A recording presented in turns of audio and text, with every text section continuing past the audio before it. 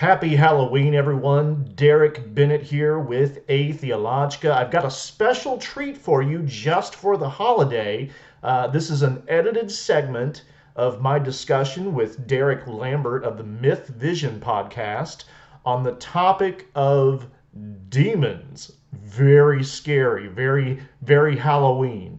So watch and enjoy. I hope you like it.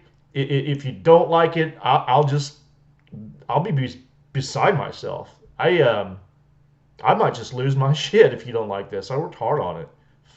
Me.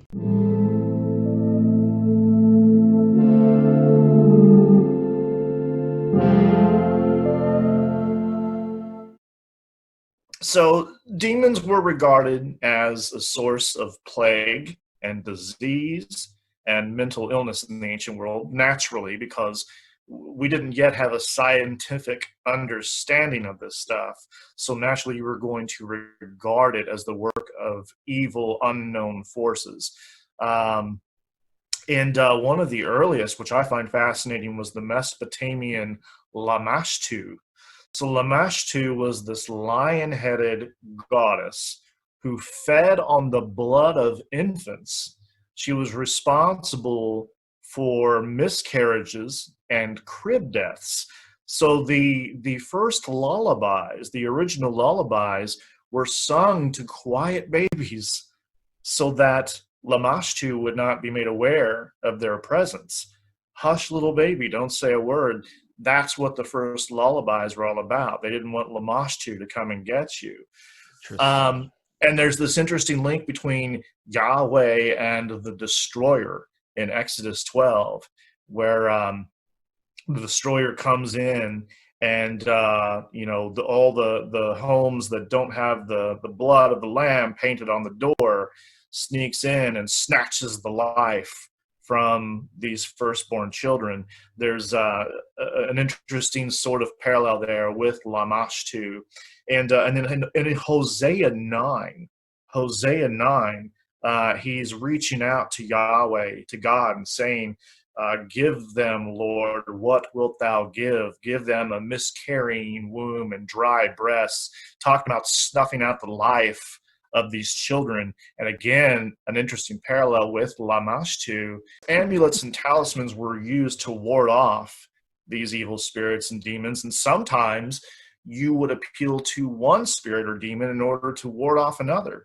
So the ancient demon Pazuzu was used to ward off Lamashtu. And if you're wondering who Pazuzu is or what he looks like, look no further than The Exorcist. It's actually the image of Pazuzu that is used in that film. So that's he's one that's very much alive in sort of popular culture, so to speak. Wow. That's crazy. You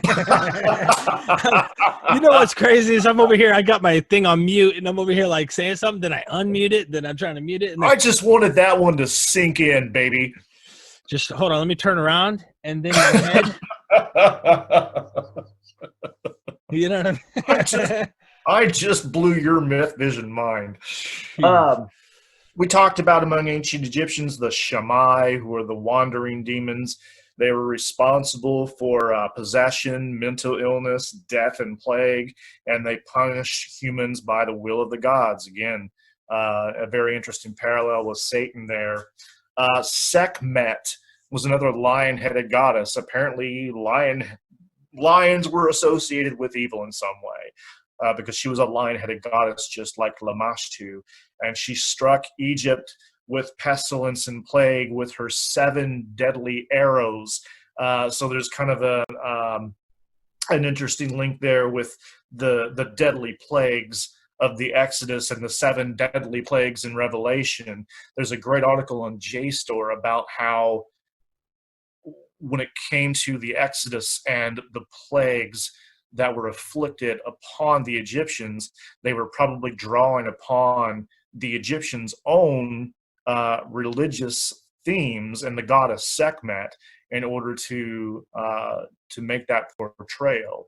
Again, the links with Egyptian religiosity are almost deniable if you really look deeply into this stuff.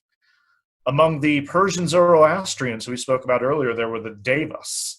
The Devas, perhaps the etymological origin of devils. I don't know that for a fact, but it does. I came across that somewhere, and it seems to have some plausibility. But the Devas were sent by Ahriman to oppose the angels of the wise Lord Ahura Mazda. They tormented souls in the afterlife in horrific ways, and they were oftentimes associated with specific sins, such as anger, sloth, envy, greed, lust. Again, we see these ideas well before Dante. He did not, he may have put his own creative spin on this stuff, but these ideas were alive and well, even well before him. Exorcisms were performed via purification rites and so on and so forth. And then in classical Greece, you had the daemons. They were not inherently evil. Oftentimes, they were benevolent beings who were sometimes identified with the soul. So you could speak of one's daemon as their benevolent soul that continued to live on after their death. It was only later in the Hellenistic age, after the conquest of Alexander the Great, that daemons became divided into good spirits and evil spirits. And then, of course, what did Christianity do with daemons? They reserved the term daemon for only the evil spirits.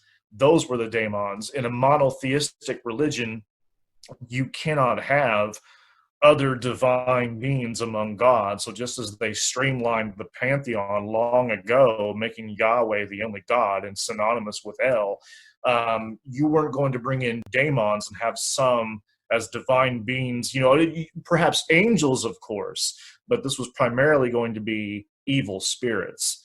That's how they chose to inherit and adopt that idea.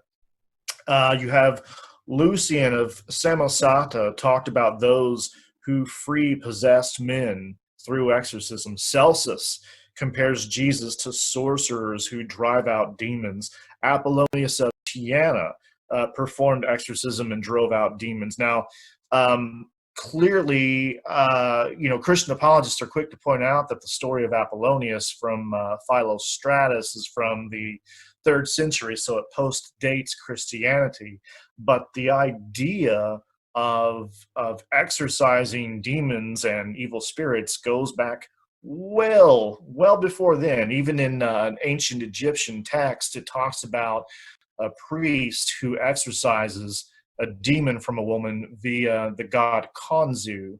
So this is a very ancient, archaic idea. It goes well back before Jesus or Apollonius. There's no need to say that Philostratus is necessarily swiping this stuff from Christianity. They both just stem from that same pool of ideas, the same kind of mythic archetypes that were prevalent from that day and age. Thanks for watching, and be sure to like and subscribe so that you don't miss out on future content. You can also support me on Patreon, where you'll get access to past presentations and an exclusive ebook, including invaluable references and sources. Any help you can provide, no matter how great or small, will go a long way toward keeping this channel going. Big thanks, by the way, to my current patrons. Your encouragement and support mean the world to me.